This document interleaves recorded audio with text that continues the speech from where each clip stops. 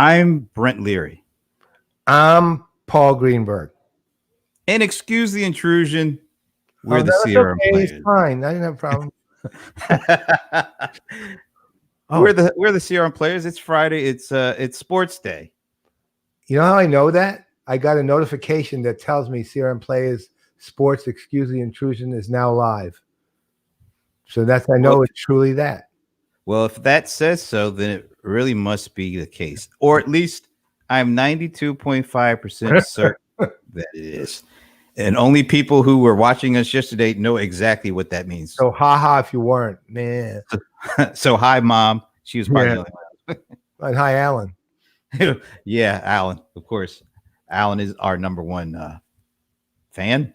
Super fan. No name, man. Super fan. All right. Hey, it's Friday. This is sports. I mean, CRM intertwined. Yeah, whatever. Sports and CRM. It's good stuff. Yeah. Sports is intruding on CRM or vice versa. But you have to excuse that intrusion. Hang up right now. Yes, folks, it's going to be like this for the next hour. So That's you right. better We're basically talk about ETI, excuse the intrusion, intrude the extrusion, right? Ooh. Like that, which is a much different concept. Yeah, what was the thing? You gave me a new word yesterday when we were something like schnooter or no, schnurrer. Schnurrer, yeah. Yes. Which is basically a guy with no money kind of palming off on other people, but he's not like a hobo or anything like that. He's just this guy. He can be perfectly well off, but he's basically always, palming, trying to get stuff from other people. Schnurrer. Yeah, I don't think I like that kind of guy, so I'm staying away from the schnurrers out there. Schnurrer. If you, yep, there's Alan. Yes, we're live, Alan. Thank you for letting us know. You get the extra 7.5% when you go live. 100%. It's 100%. I'm 100% certain.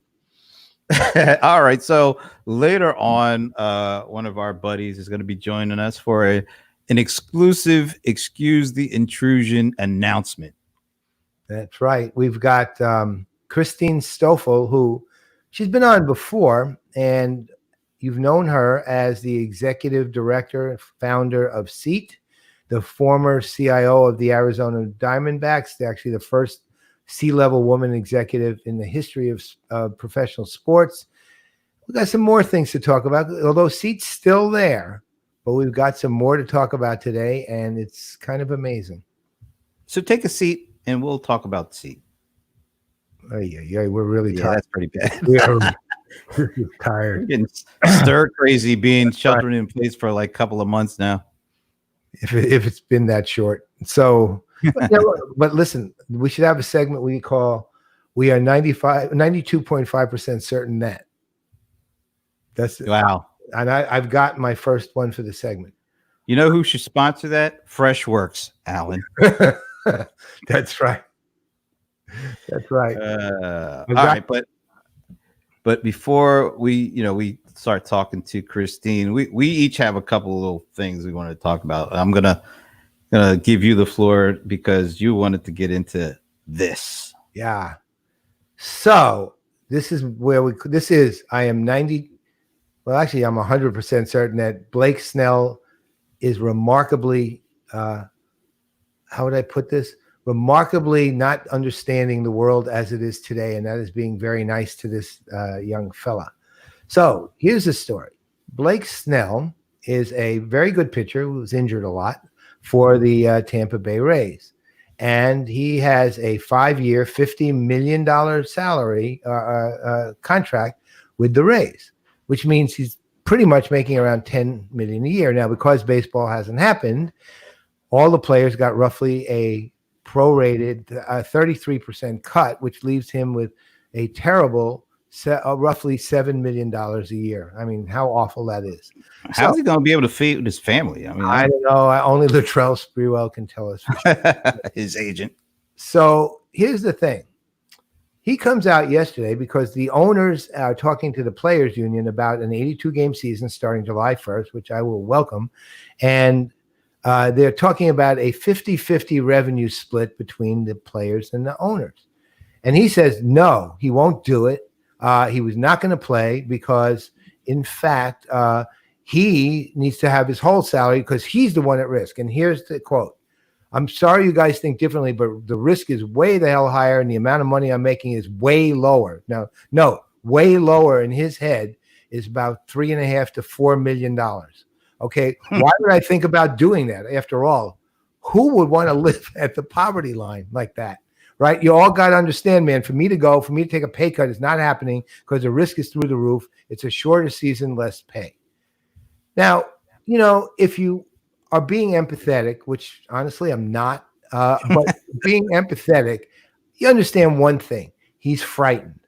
Okay, he's frightened like we all are over the possibility of getting this virus we don't know much about. And because the players will be playing together and they'll be in, even though there won't be crowds, they'll still have an accelerated risk if they have any contact with the outside world, and they won't be seeing their families as much.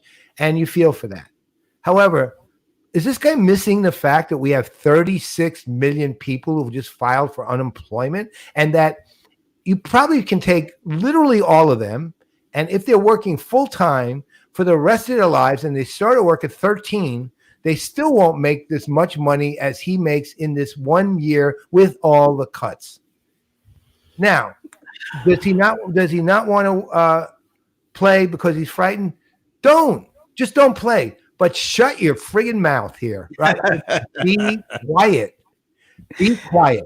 I mean, if you want to view it from a business standpoint, the optics suck. If you want to view it from the standpoint of actually, do you really care about people? Clearly, he's not thinking about them. Whether later on he talks about, oh, well, I have family or essential workers and blah, blah, blah. And that's kind of the point. You're not that essential, actually, right? So don't look. You're frightened. I understand, truly, and don't play, but be quiet. Really, just be quiet. Don't say anything. This is one of those instances where you're better off not talking and just not playing than it is saying a word. That you are being an entitled baby when you look at something like this, and rather than empathetic human being who is human being who deserves empathy because, in fact, he's frightened because of the virus. So be frightened, don't play, and be quiet. There are plenty of people in those long lines for the food banks that would love to trade places with you if you're that worried about things, or go to the food bank and let the folks know that you'd be willing to switch places with them if you're that worried about it. Wow. All I can say is wow. It's the one thing about sports I truly don't like is how oblivious people are to the level of the pay scales in it. The people in that really think that they actually should get that. I mean, market's giving it to them, so take it. I would too, I'm sure. But the reality is, you honestly think you're doing work that deserves that kind of money when other people are doing work far more important than yours? Yeah, there's lots of people like on the front lines. There's this one story about this business owner. I think he was out of Ohio, and because of the government shutdown in Ohio, that his business, he had to close his business. He didn't sit around and sulk. He went to DC and wanted to be a nurse on the front lines to help the people out. So he could have sat around and sulked, but he went to try to help the people who needed the help. So, and unfortunately for him, he died. Yeah, he caught the virus from people, and he ended up dying. So I mean, this guy, he needs to get a whole new perspective on everything. Reality check would be good for him. I mean, really, Blake Snell, you're a boy. Okay, you're a boy. Whether you're playing a game or not, you're making all that money. You're a boy, and it's time for you to grow up. So grow up. All right. Yeah, that was kind of a downer, but yeah, dark. You had to take it, because this guy. I mean, and he's a representative because it's not just him. There's other folks that have some of those similar kind of things going on, but he just doubled down on it and he kept digging himself into a hole. And I have zero empathy for him when there's other people out there like, the gentleman from Ohio that are trying to help, trying to do as much as he can. And that happened. So anyway, I'm going to go to something a little different. Let me see if I can bring up and I don't know. It always kind of revolves around the Rams for me. In the new uniforms, and I've already talked about my giving my thoughts on the new logos. Still trying to get over that, but so this is kind of interesting. So just this week, they announced the new uniforms, and my initial knee-jerk reaction was, I like the old ones, but I have to admit, I've looked at it, still looking at the new ones, and they're growing on me a little bit. But I will say this about the Rams, and that's why I was like, wow, there's a article in TechCrunch about the Rams. That's kind of cool. I was hoping it was Ron Miller, but it wasn't Ron that wrote it. Ron, maybe next time, write about the Rams in the TechCrunch column. But it was really interesting because the way that they introduced the new uniforms was actually kind of cool. I have to admit. And it got TechCrunch's attention, which is pretty interesting. They're using the social technologies, Snap and Madden, to unveil these new uniforms. But what was really cool is they got the players involved in a totally different way. Usually, when they unveil the new uniforms, they have the guys dressed in it, and they're taking those really glossy shots and they're like posing and looking hard and all that kind of stuff. Nothing wrong with that, but what I thought was really cool was how they introduced it. So they use Snap and Madden, and unfortunately, I don't think we'll be able to get the sound of this, but I just wanted to at least play the video of how they're kind of taking this esports approach to announcing the new uniform. So I'm going to play it. You won't hear it. They actually have a play-by-play going on, but so for those who don't know, that's like an Jared Goff, I guess. That's right. Standing right next to a real live player. And the whole idea is they're kind of incorporating esports into the announcement of their new uniforms by having Jared Goff throw a touchdown pass to, I think that's Cooper Kupp. I don't know. I think it might be him or not. But this is how they introduced it.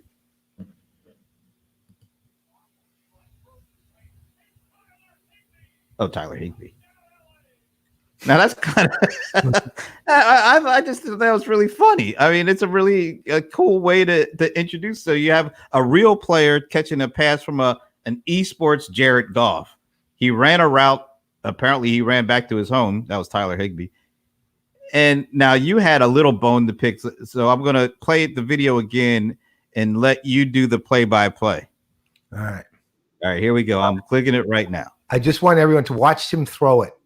Oh, it went too fast. See if you can go back and run it again. Watch the way the ball comes off the hand.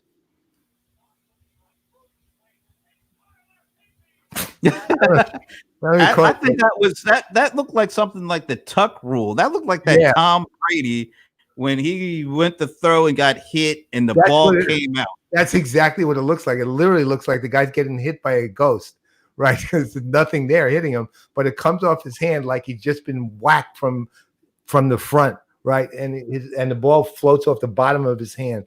Now you've made me hate this because I'm gonna have to go back. I'm glad Bob Fagel isn't on here, by the way, because it's also why Ron Miller didn't write it. If you remember where he lives, that's probably right. So let me just deconstruct this. We bring in the tuck rule. We bring in Tom Brady getting hit in the snow in the playoffs against the Raiders. It was an obvious fumble. Only it wasn't obvious to the folks in Foxborough because the refs called it an actual. He was trying to throw the ball, and that because of that he was in motion. The hand was forward. It was not considered a fumble. And we all know what happened after that. They went on a field goal. They go to the Super Bowl, face the Rams, who should have won, and we lost 20-17 because of the tuck rule. So now we've got an esports video unveiling our new uniforms. And how could they let the tuck rule be a part? Let's watch this again. You've got me worked up now. Watch the hand. Can't miss it. Once you notice it, you can't miss it. You know what? I got so mad, I think I freaked out the video. Look, let's see if it's not playing anymore now. They withdrew it. They heard. They withdrew it and they're fixing it now. Look, I just played it again. It's not working anymore. We reached. They heard us. I wish I could have gotten this kind of response back in 2001 when we could have actually used this kind of thing not happening. So now I got to live with this video. Okay, so I went from liking this to absolutely detesting it now because it's bringing back all the terrible memories. Matter of fact, I think we need to do a change of pace here because I don't want to look at this anymore. But who I do want to look at and I want to introduce is Christine Stoffel. Hello. Hey, guys. How are you? I'm mad. He's mad. I can tell. Brent, you're just killing me over here. Oh, he just, let's face it. Think about it though. Wait. Justin Tuck was giant. Yeah. I just realized that. So now we've got everybody fully integrated. Now I'm mad. All right, we need to lose our anger. Hi, Christine. Hello. How are my friends doing? I think we're pretty good, although we hate our respective videos teams and Blake Snell. So we managed to get our most vitriol-filled show all at once. Congratulations. It's up to you to make it sunny again. All right. Well, let's have a good chat. Yeah. Also, a belated congratulations because I think the last time I actually spoke to you, you were just still, Christine Stoffel, and now there's like an addition there. There is. Yes, I got married to an amazing man in December, and so now Brian Moffitt is my husband, and I'm truly, I feel like I can walk on water with him beside me. So it's amazing. I'll tell you what, he's one of the strongest people I ever met.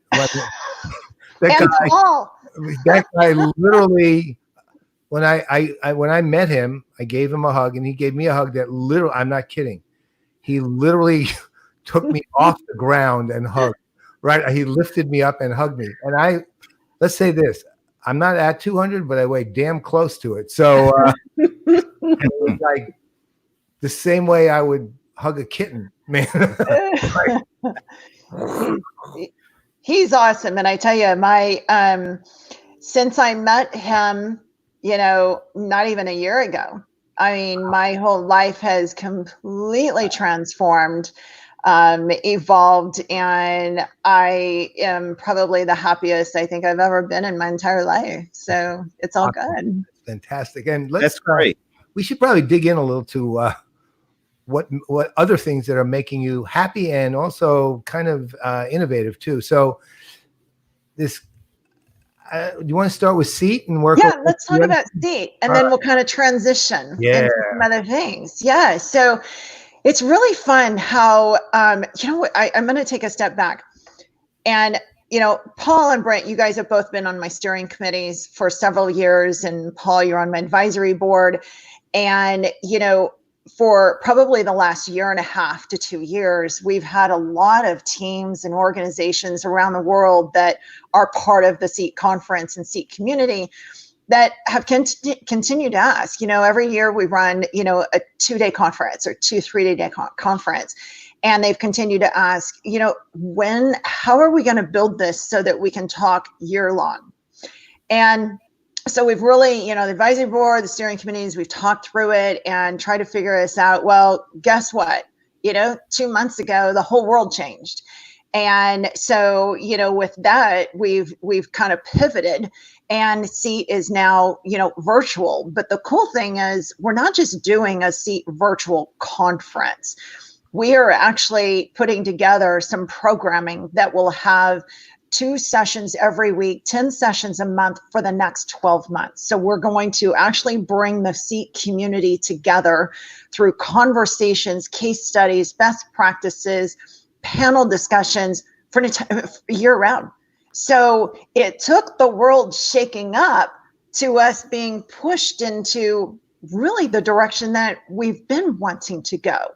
And we're super excited about it. I think it's going to be really powerful, and keeping people together and talking about how we're managing through this, where are some of the technologies that we need to be leveraging, moving forward.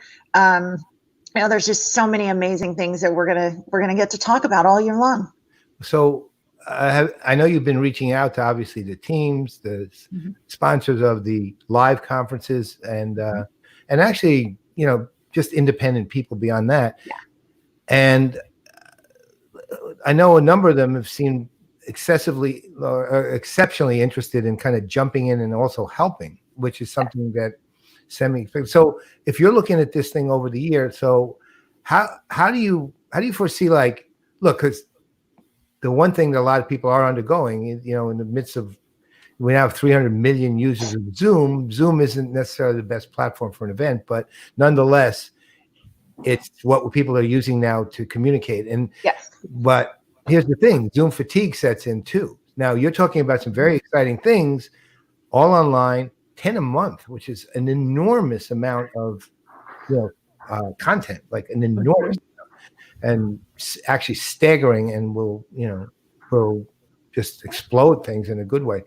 Yeah. How do you consistently maintain the interest at the level of people saying, look, I'm going to, because, I depending, I don't know if people watch all 10, but, how do you maintain the interest of people to say, okay, I want to watch at least these 6 or those 5? How do you communicate to them what's happening each month, each day, each quarter? So we're just, of course, the advisory board, the Seat community, the steering committees, we're all going to collaborate, and our sponsors, we're going to collaborate to build some engaging content. The goal around this, and the idea to how to do it differently than anyone else, is I think we've got the advantage. We've got the sports and entertainment leaders that are leading this. Mm-hmm. They're going to be leading panel sessions. They're going to be moderating the discussions, but it's keeping everybody engaged.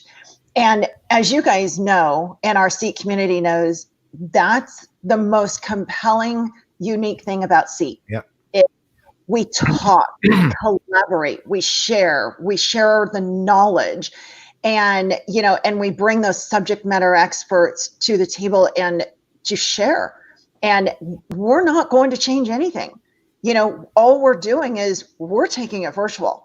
And so more people, we now have almost 1,000 registrations in just the last couple of weeks. Wow. To register and that want to be a part of the Seat virtual community. And the cool thing is probably about 40% of that are global. They're from all over the world. They're people that would not have been able to attend a physical Seat conference. So we're able to reach a larger audience and bring them into the conversation, but it's got to be engaging. And it's got to be that those talks and relevant. And here's the one thing that I'm going to be challenging my advisory board and steering committee is we have to keep that content rolling, right, and fresh. And I don't think we can build out past 2 months at a time, because right now we're in such a different space and time right now with things happening, and our whole world's, and it's not just sports, but our whole world is turned upside down.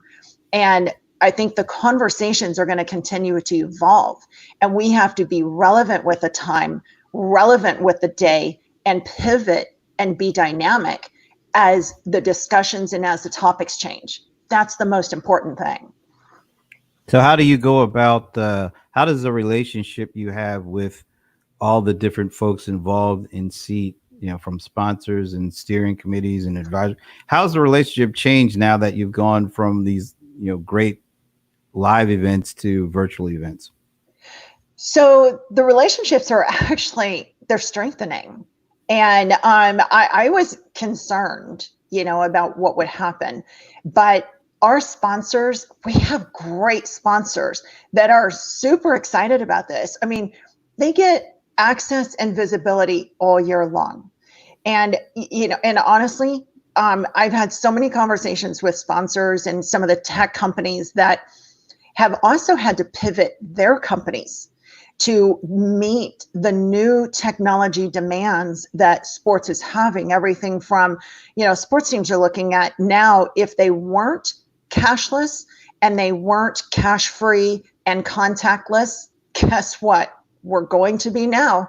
It's a new conversation. And those plans that were positioned for 2021 are now. Digital ticketing for any of those venues that were not digital ticketing, that were saying, it's on the roadmap. Well, guess what? That roadmap just became now. And whatever we're looking at technologies as an industry that were on roadmaps that have now been escalated and to the now, because we've got to keep, we've got a plan for when our fans are able to come back to, whether it's the racing or football or whatever it may be.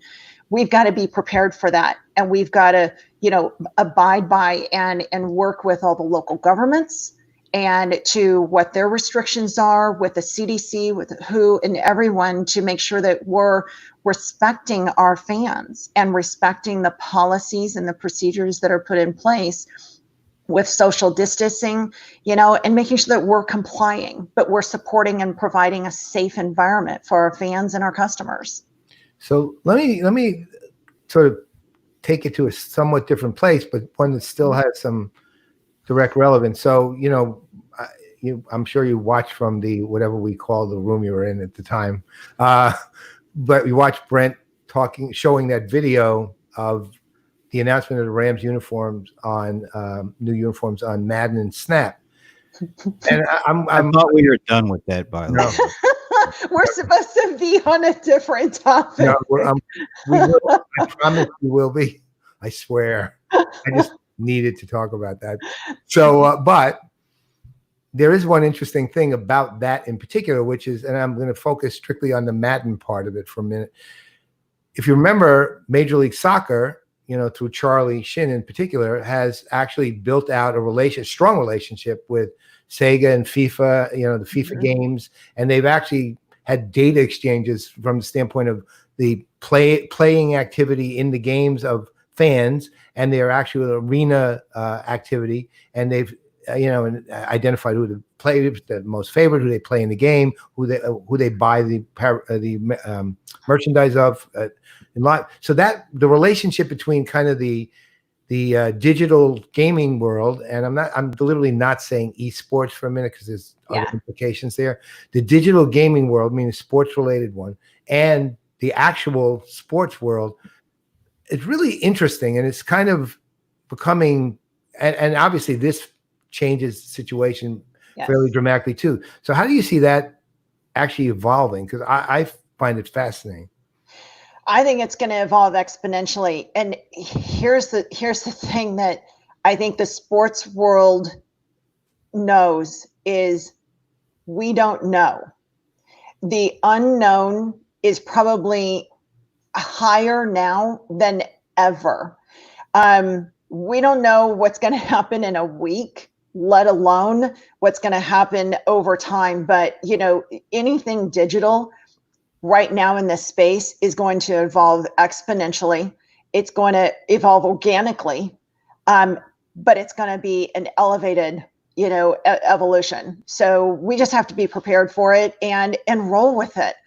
Honestly, I mean, there are so many people that are just, freaking out over the changes, but we're in technology. I mean, I've been a technologist my whole career. Mm-hmm. We're in technology. And if we as technologists can't evolve and adapt and change at a spur of the moment, oh, you don't belong in technology. Yeah. You know, so, and as well as digital and social media. And my goodness, look at the evolution that's taken place just in the last couple of days, you know, the last couple of months, you know, with all of the video, you know, it's exploding everywhere. Yeah. So Brent brought up seat and the data, which is, holy cow. It's like, so what's, you know what would be awesome to hear? People should just hear the story of how you even decided to do it. I know, look, I know you won't tell your whole story. So, you know, I typically have to be the one to tell your story. It makes no sense to me, but I said it before you even came on. So I'll say it again. The thing that Christine will never tell you for some reason that I don't understand is that she was the first C-level executive in this woman executive in the sports world. She's a role model for women and men, to be honest, all over the world. And I mean, I'm sure a lot of that's due to the fact that she's being humble, but the good news is I don't have to be humble about her. Like, so you all should know what a true innovator she is. And SEAT actually isn't just like a conference. It's as she's, if you've heard the way she's been referring to it, she's been saying community over and over and over again. And that's what it is, was what appeals to me about it. And I'm not even in sports, right? So, but what would be I think a great benefit to people to be here, how the hell you managed to create it to begin with, right? I mean, what even brought up the idea? Yeah, you know, it's when I entered sports about 15 years ago from the corporate world. And, you know, I just started reaching out to some of my industry peers that they didn't know me, and just kind of building like this spreadsheet of standards of I just wanted to build a baseline, because I was new into sports. It came out from the corporate, you know, Fortune 50 world. And, you know, and just so I started reaching out to some teams. I asked how many staff members did they have? What was their annual budget? What kind of projects were they working on? What kind of technologies were they rolling out? Just the basics. And those simple phone calls ended up being monthly phone calls. Then they ended up being, hey, let's all get together, you know, and that was, you know, 2006. And, you know, in Scottsdale, Arizona, 23 guys show up. And we shared for a day and a half, and that was the start. And it just evolved organically, and it grew. And we decided that, you know, we weren't in competition. And this is when I was the vice president CTO for the Arizona Coyotes. And then I continued to build it when I went to work for the Diamondbacks, and it started just to double. The size of it doubled every single year. And then it wasn't just IT leaders. Then it evolved into CRM and data leaders. And then it evolved into, you know, this digital group wanted a home, and they considered SEAT the home, you know? And so and then now, you know, some of the esports guys wanted, you know, a place to share. And because much of this is it's cross-pollination. And we originally started out with SEAT being kind of tracks, and developed these tracks over the last couple of years. But what's really interesting is the last 2 to 3 years, we have seen more like CIOs, CTOs, vice president of technology. They're going into the digital tracks. They're going into the data conversations. And some of the data guys are going in the CIO tracks and going in the digital tracks. And it truly is a community, because we're sharing our knowledge, which really impacts the virtual. And it rolls right into having a virtual, you know, community, you know, sharing. And because now anyone can attend those sessions. Any CIO or vice president can attend a data conversation or best practice session or, you know, panel. So, and vice versa. So it really mixes things up. And I think that's good. No. We need to be learning and sharing from everyone and everything. Well, you know, one of the I think Brent, you and I went for the first time, in Kansas City, right? Yeah. 2013. Yeah. Kansas City. Wow. That was our first. And and everyone since. Yeah. And I remember, never mind.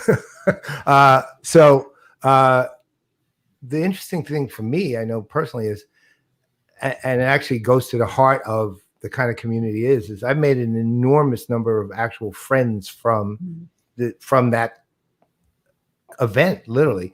And I think both Brent, pretty much, if it weren't for the seat, I don't think this show would have any guests. You know, and you just brought up a good point is, you know, we now have global friends. Yeah. I mean, Shane Harmon, Yeah. you know, CEO in New Zealand for Sky Stadium. You know, I mean, it's, you know, the Arsenal Club, the, you know, AS Roma, it's Premiership League, it's all over the world. Yep. And, you know, I can honestly say I have 2,000 friends across the world that are a part of this community. And I'm so blessed that all of us together built this. I didn't build it. It was a joint effort with all of us building it together, getting the word out there and building it together. I mean, I will never take the credit for it because it's, you know, it's a collaborative effort between all of us. Yeah, but you don't take the credit for anything. Because it's a team effort. Yeah, but let's put it this way: if you weren't leading the team, that would not be much of a team. So, so I'm going to talk a little bit about that. So, perfect segue into, you know, over the last year and a half, I've been bringing up and really kind of mentoring and coaching my son, who is now vice president of marketing and, you know, does all of the sales and the sponsorships and, you know, marketing, both digital and social media. He leads our team, you know, back in Scottsdale. And he's really taken the helm for this, you know, because it was, about 7 months ago, that I started reaching out to, you know, my friends like you guys and my advisory board and having those confidential conversations and saying, hey guys, you know, I've been doing this for about 15 years and, you know, and I've grown it and I've helped all of y'all grow your careers, but I think it's kind of my time, you know, and I really wanted to evolve as a professional. And, you know, I've loved Seat and I'll always be a part of Seat. But there's also an evolution of Seat. And, you know, the advisory board is taking a stronger role in leading that. And my son is taking a very strong front and center role of leading it. For the opportunity so that I could move on with another journey simultaneously. And so, you know, with that, you know, I've recently joined NASCAR and I'm head of the enterprise technology and really having a great time leading a very large IT organization and being in front and deep in the middle of technologies again and really being a part of a group and it is, you know, NASCAR is considered kind of a league, you know, at that league level. And although we have 13 tracks. And so it's really looking at technologies in a different way. And it's exciting. And I love the organization. I've been friends with them for a long time. And they really needed a leader that could come in and, you know, be collaborative internally and bring a sense of compassion and empathy and help them through a merger that merged ISC and NASCAR together with two very distinct and very unique different cultures, different processes, different technologies, and different people. And so, you know, so I'm kind of that glue that's pulling everyone together in from a technology perspective and getting everyone to work together as one team and one NASCAR. And so it's been, you know, an exciting journey. I've only been here for about 7 weeks. Wow. And so it's been a very fast-paced journey. So you're also given a public, like you're allowed to, you're going to be like a face of NASCAR too, right? Yeah, when it comes to technology, Right. I will be one of the faces Right. for them. But yes, I mean, I have a peer that drives the venue technologies and the event technologies, and John and I work really closely together. But when it comes to the corporate data infrastructure connectivity, all of the internet connectivity that connects all of our tracks and our corporate offices across the U.S. Everything to do with underneath me, I have the desktop engineering, the network engineering. I've got information security, apps and governance and compliance. Jeez. So, we're building a data warehouse. We're doing great things that are streamlining the company and making it better. Wow. Well, first of all, congratulations. That's really an awesome opportunity. But also, you come in at a absolutely unique time with this pandemic going on, and I'm assuming that when you initially, were thinking about taking a job, we weren't really talking about COVID-19. No. But now we are. So, how has what we're going through as a world, basically, how is that changing your approach to what you want to do with this new career opportunity? I tell you, it's been so. I'll preface it with saying that I started with NASCAR, and 7 days later, the world changed, and I truly was only in the office for about 7 days, and then all of a sudden, the world changed, and leadership came to me and said, we have 4 days. We need to get 2,000 employees working remotely. And so we did. And, I brought our teams together to collaborate, to work together, make sure that we had the technologies in place, and made it happen. And, I tell you, it was an amazing experience to see teams that have never collaborated together pull together and work side by side in making sure that we had everything ready to empower 2,000 employees and all tracks working remotely. So it was quite the experience, but it launched me into building internal relationships and working with every single business unit possible. Wow. So I was, and I don't know if this is true. Somebody actually just said this to me yesterday, that NASCAR is actually starting to race next week. Is that true? This weekend. This weekend we have our first race in Darlington. Super excited about it. It is with no fans, right? And we're complying and working very closely again with all of the local governments and making sure that we're complying with their restrictions and safe distancing. We have masks. Everyone is being temperature tested, and we're wearing masks. We are limiting the amount of staff that is on site.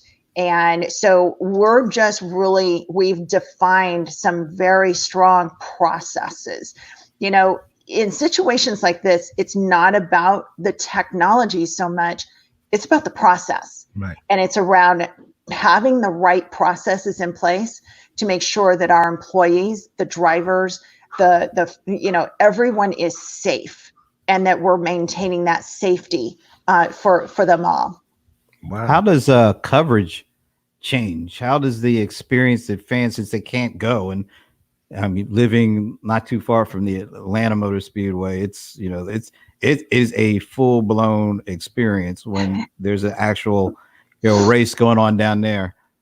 So how does coverage of the event change in order to try to give the fans something kind of similar to what they're used to when they actually attended?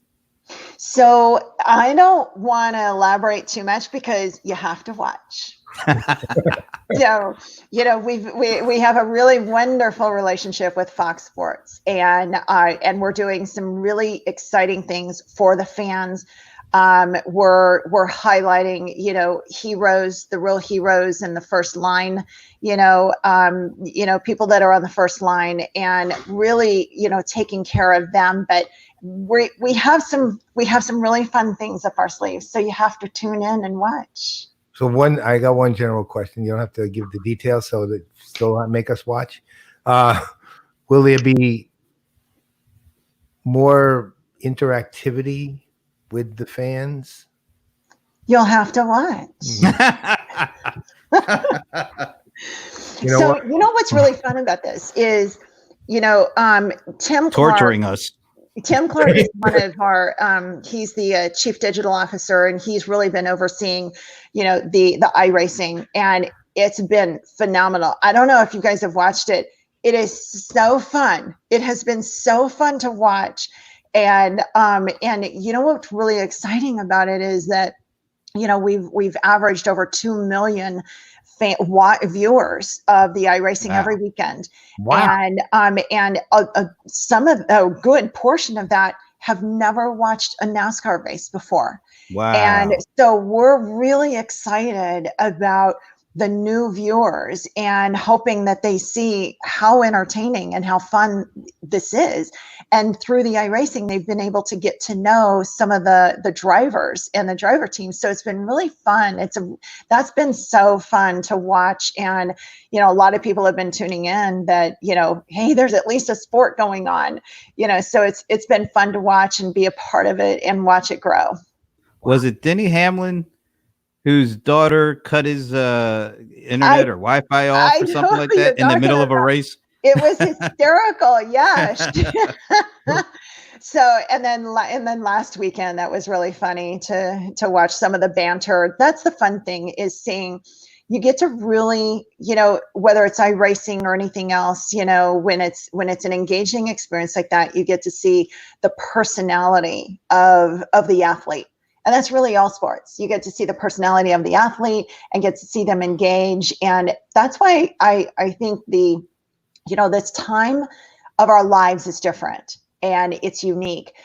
But look at all the video and streaming that's going on, that's creating more engaging with people, whether it's a movie star or whether it's just, creating those conversations like this, right? It's just those video conversations that happen to be really fun. You get to know people in a different way, and you get to see some of the things in their house, those kind of things just kind of show a personality about people. So as much as this has been, difficult for so many people around the world, and it is a travesty. I believe that our world was so fast paced. We were moving at Mach speed as a world and as a society, and we weren't really communicating. And I think this is changing the way families interact, and I think it's changing the way that we communicate as people and as professionals. And we actually had to kind of slow down a little bit. And it's time to keep it slowed down a little bit. Smell the roses, and, enjoy life for what we have it, so timing in life is everything, and everything happens for a reason. And, maybe one of these is to slow us down.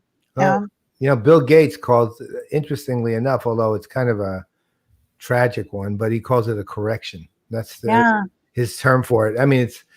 It's unfortunately let's say the cost of the correction is really heavy. So, but, you look at certain things that have, as you said, communication is vastly improved. Collaboration in areas you've never seen it before. Now it's occurring naturally. On the other side, you're seeing the planet heal itself too. The ozone layer is literally getting better, right? It's clearing, it's just, you hear story after story about animals who hadn't shown up for 50 years showing up in their habitats again, water being bluer than it was. Oh my goodness. The oceans are beautiful. Yeah. And it's like a cleansing. The ocean is probably, and all of our, sea mammals are probably going, thank you. Yeah. Thank you for not continuing to trash our environment. So, things do happen for the right reason. And I think this, I think I mean, some reasons. Human beings, one thing about human beings always is that they can find the good in the worst, and they usually do. And that's why we're still here. I mean, ultimately, we've gone through pandemics many times over the eons, and through global disasters and natural disasters. And one way or the other, we're still here, and we still have about 7.5 billion people. And the odds of us being here in 50 years are pretty good. The odds of us being here in 1,000 years are probably pretty good too. But that's the resiliency of the species. And the other side, which I think, from the standpoint of what I've seen, for example, with let's say just generally communities, are they've what's the word? They've relaxed themselves. So, they're like, for example, one of the things that we've seen with the rise of social media over the last few years was initially when YouTube was first YouTube, you went on, you put something up there, and it could be horrible and flugey, and 128 is the resolution. It was just horrible. It didn't matter. A regular human being was on a video being seen across the world. Now, but YouTube evolved, everything evolved, and then production values became significant. If you didn't have a 1080p minimum well-produced video right on YouTube, no one's going to watch it. Nobody cared unless it was like really, and then you had to have a show almost, right? Yeah. So now what's fascinating is you still kind of have to have a show.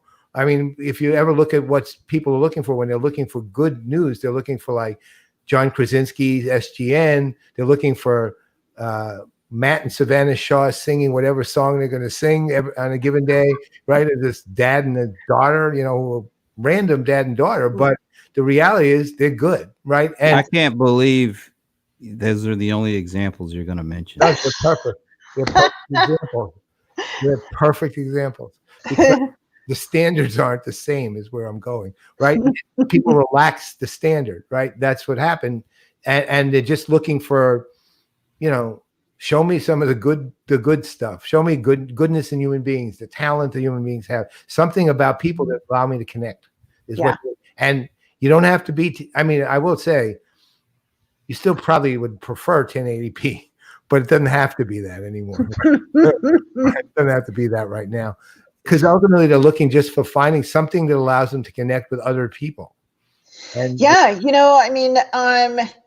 we have. I'm starting to do like little, and everybody's doing it, is these little happy hours, because I can't see my girlfriends now. I can't travel to LA to see Denise or Texas to see Katie, but we can get on video and we can reconnect and we can stay close and we can see each other. We can laugh, have a glass of wine, together, through video. And I just think it's awesome. I love it. I love seeing you guys. It's so nice. Well, we can do it. Turn this into a happy hour. Absolutely. Go get a cherry Coke. I'll go downstairs and get a something. And you can grab a glass of wine. Well, we've been doing Playaz happy hours for 6 weeks now. And we've had some of the C communities been on it. Charlie and some have been on it. And everyone's really enjoying them. They're loving them, actually. We are constantly sold out. The format's kind of become a format. It wasn't meant to be. Brent and I remember when Brent and I were first talking, I kept saying, what are we supposed to do? Right? So I had no idea what we were supposed to do in one of these things. It's just like, get on. Brent's advice was right. Get on and see what happens. And that's kind of what we did. And then they kind of evolved themselves. And they're great. They're fun and they're relaxing, and people are really enjoying them. And it's bringing the best part of them are at the first 30, 40 minutes or so. Everybody introduces themselves and then tells how they met Paul. Yeah, I hate that. Brent has like 100 private notes for me saying, say something to get off this. Right. And I made a drinking game out of it. So every time somebody says it, luckily I'm all right. Alcoholic. That's awesome. Okay. So Well, we're going to have the seat. We're going to start doing here in the next month. We're going to start seat happy hours. And so the advisory board, steering committees, we're going to start inviting people in to join us, and, just that relaxing environment, Yeah. let's share drink recipes. Let's talk what's going on, So how big are you going to allow these to be? Because we actually did impose a deliberate limit on the size of ours. And what is the size that you guys have figured 15, out? 15. Yeah. That's I think we're going to go bigger than that. Yeah, you'd be surprised at how hard that's going to be, though. I know. Well, we'll start out small, and then we'll kind of grow it and see what happens from there. So I think we've been up to, even though we use Eventbrite, to do it. We limit it to about we limit to 15, but we've gone over. We let people get past the bouncers every now and then, right? Right. those virtual bouncers. Yeah, got a few tough too. Those bouncers aren't doing that great a job either. That's right. A lot of Boston sports fans seem to get by. They're stupid, right? So, but we've had I think as high as 18. Yeah. And that's a good number. Again, it is a good number. It's not unwieldy, and it allows you to stay within the limits of we call it a happy hour. It's a happy hour and a half, really. But but we don't go much beyond that. Yeah. That's awesome. Yeah, well, so are you, dear. So now you're once again a pioneering woman. I'm just telling everyone now because she'll never do this later either. So you're once again a pioneering woman executive in sports. Yeah. Okay. Once again, everybody. So this is 3 times if you can't see it as a pioneering effort, which it is. It's very different than anything else. So you've got three of those under your belt now. I'm sure there are several more to come. I'll be around to make sure everybody hears about them. I'll handle your PR for you since you're not. Thank you. Not your thing. And people should be truly happy that Christine's the one doing these, because that means they're going to work. It's going to work, right? It's going to. Thank you. That's great. And I will be watching. Look, to be honest, I'm not a NASCAR fan. I don't. It's okay. Stuff at all. But I'll watch it because you're there, right? I'm going to. We're going to convert you. No, that won't happen. I don't know if you watch that E. What do they call it? Is it e-racing? iRacing. Yeah. iRacing. You might be surprised because you're a gamer. You like games. No, and again, yeah, but I'll tell you who would love it. Bob Stutz is a big car racing gamer. He even has a chair for that, right? He's big time in this. So I'll text him in Germany and tell him to watch. To me, the really fascinating part of that was actually seeing the real racers just as serious about the iRacing as they are about the real. I mean, when his little daughter, I don't know what she did, pull the plug or something. He was like, what just happened? I mean, he was serious. He was into the race. Listen, remember the gentleman I savaged at the beginning of this, Blake Snell? He was one of the 2 finalists in the what do you call it? The baseball equivalent of Madden. I'm blocking it. It's not as good as Madden, but anyway, whatever that they did literally a tournament, a league playoff tournament with a World Series, and Blake Snell made the finals, lost, but made the finals, right? No, actually, did he win? It was Lucas Giolotto and him. But I'm same thing. And these guys, really it was. I watched some of that, but you know what the problem I had with it, to be honest with you? They're showing highlights, right? They're actually like showing highlights on like ESPN, and the highlights are of somebody playing a video game, hitting a home run with a player, and there's like 50 home runs, right? It's like all they show is and then you hear the play go, I shouldn't have done that, or you hear the guy pick. It's welcome to the future of ESPN, because I'm telling you, I think these people, once fans get a chance to participate and this esports, it's not even just allowing them to participate. It's allowing them to get on ESPN for participating. Right. So this is the future. I'm with you. And Brent, you made the point all the way back when we were first talking about virtual events on the other show we have, that, and John Reed's made this point too, that the key to all of this, when it comes to sports, when it comes to virtual events of any kind, is not try to recreate the live event. It's interactivity.